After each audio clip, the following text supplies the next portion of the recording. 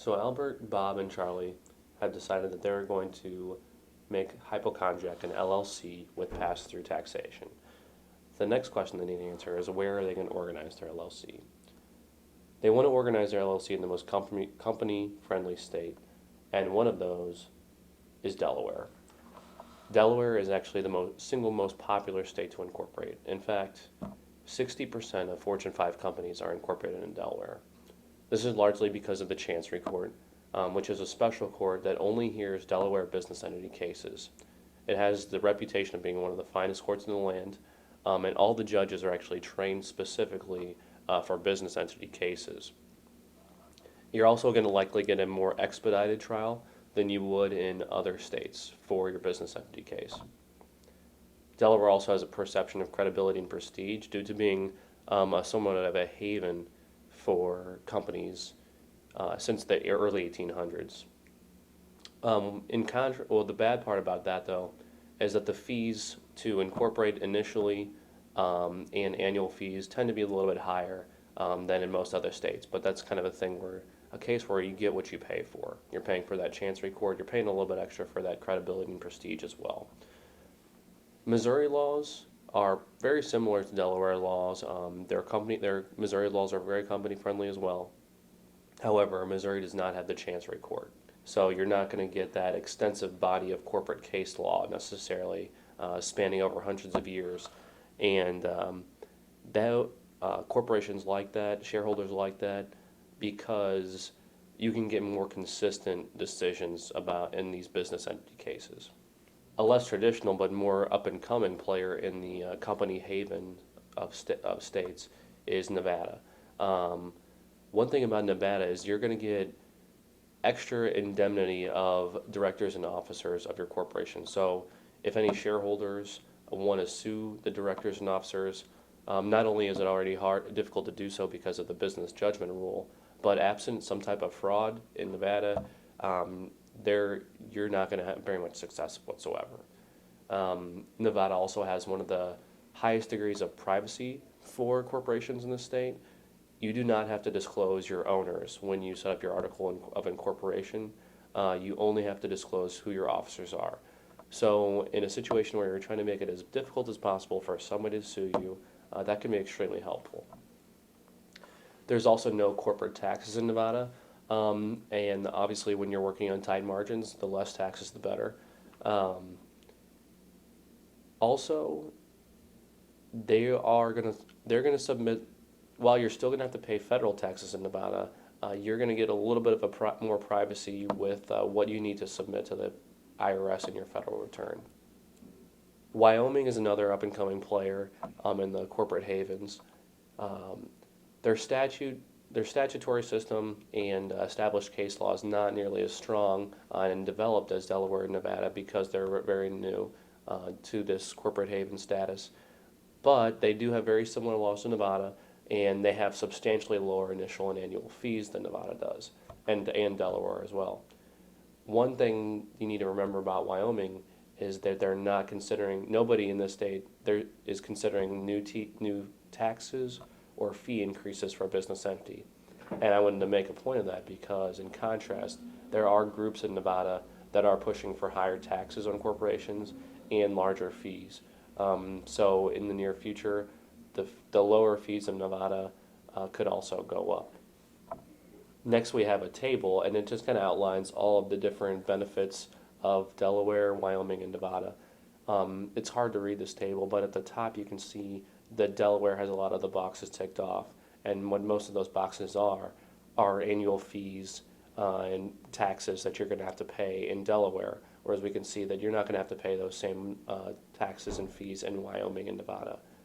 Towards the bottom, we have the different provisions that make Delaware, Wyoming, and Nevada easier for management and the corporation to operate.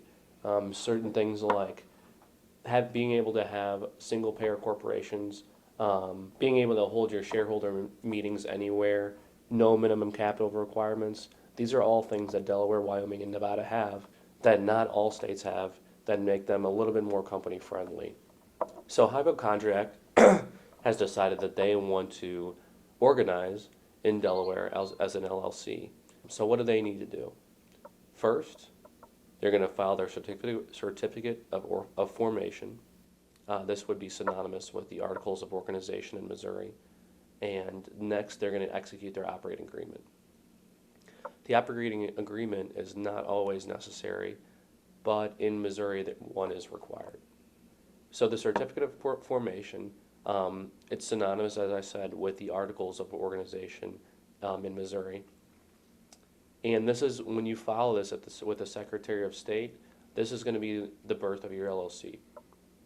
It can be a relatively simple document. Mostly it's going to be your name, registered office, registered agent, your effective date of dissolution, and you're going to disclose the name of your members in Delaware. Now, and some of you might be asking, what is a registered agent? Well, because organizations and corporations are not natural persons, you need somebody to serve process with, or serve process to. And in a case where somebody, say you're getting sued by a contractor, the contractor needs somebody to serve their petition to initiate the lawsuit with. And in a corporation or organization, you're not going to have that as your CEO. You're not going to want to have that as your owner. So what people usually do is hire a third party that is designated to accept service of process for the company. So in this case, if somebody wanted to sue Hypochondriac, they would go to 123 Main Street and hand their petition to John Doe, and that would initiate the contractor's lawsuit against Hypochondriac. The next thing is the effective date of dissolution.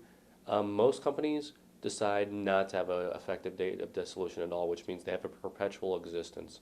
An organization or a corporation will outlast.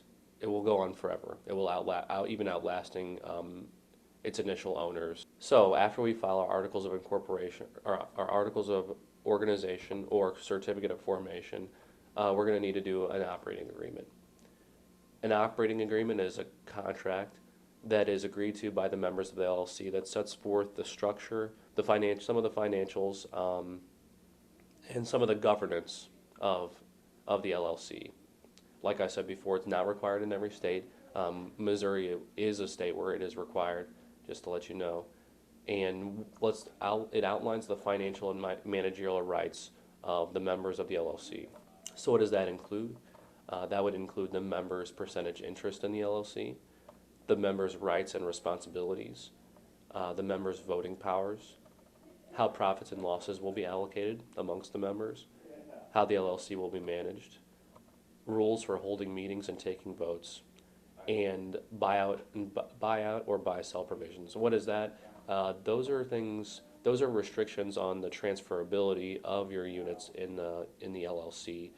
So if one of the members wants to sell their interest, you might have a provision in there that says you have to, before you can sell your membership interest, you have to offer the same amount of units at the same price back to the LLC first, and give them the option to buy it.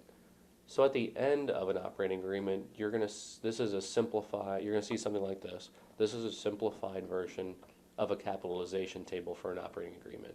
This is it's going to say the names of the members, the class of units that each member holds, the member's contribution to the LLC, the number of units that they hold, and their corresponding membership interest.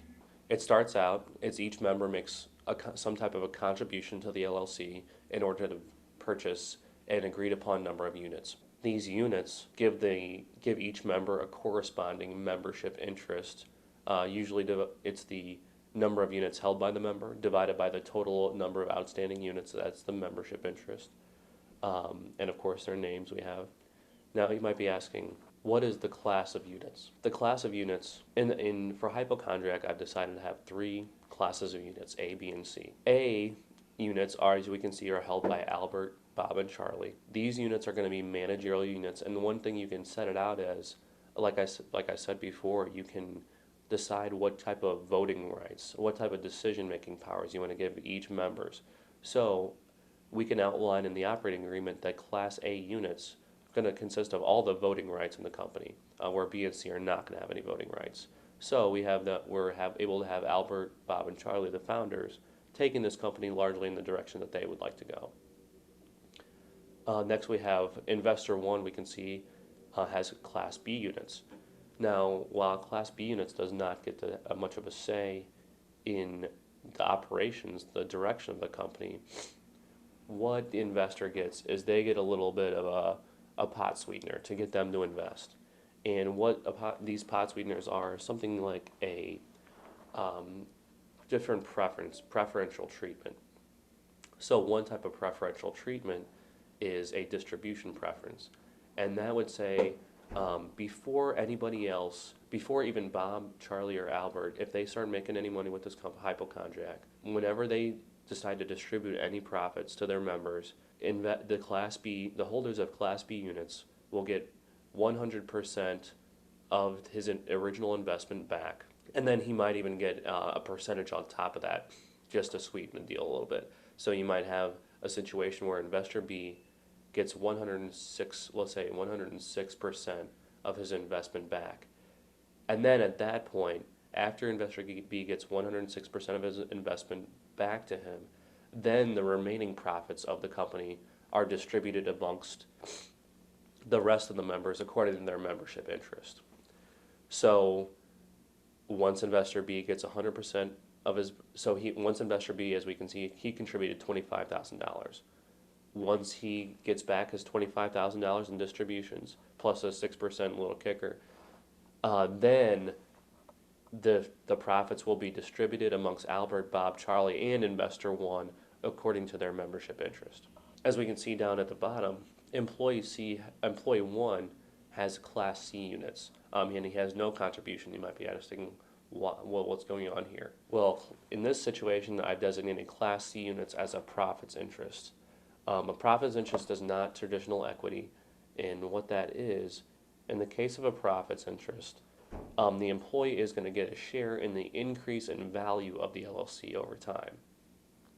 So this is especially useful for startups in a case where you may not be able to pay all that high of a salary or to your employees, but you might want to have them give them a little bit more incentive to attract employees and to have them do a good job, because if the employee is only getting a share in the increase in the value of the LLC, then he has a vested interest in seeing the LLC succeed, just like the founders and investors do. And I'm going to do a future explanation of in the future seminars. I'm going to explain a little bit more about the profits interest. I'm not going to go into too much here. Well, that's all I have to say at this point. I would thank you for coming, and I'd like you to join us for our next presentation on February 26th. We'll have unique compensation incentives for early employees, contractors, and advisors. So if you'd like to learn a little bit how to incentivize your employees, contractors, and advisors without necessarily just paying them higher salary, this is what you want to know. So thank you for coming. Appreciate it.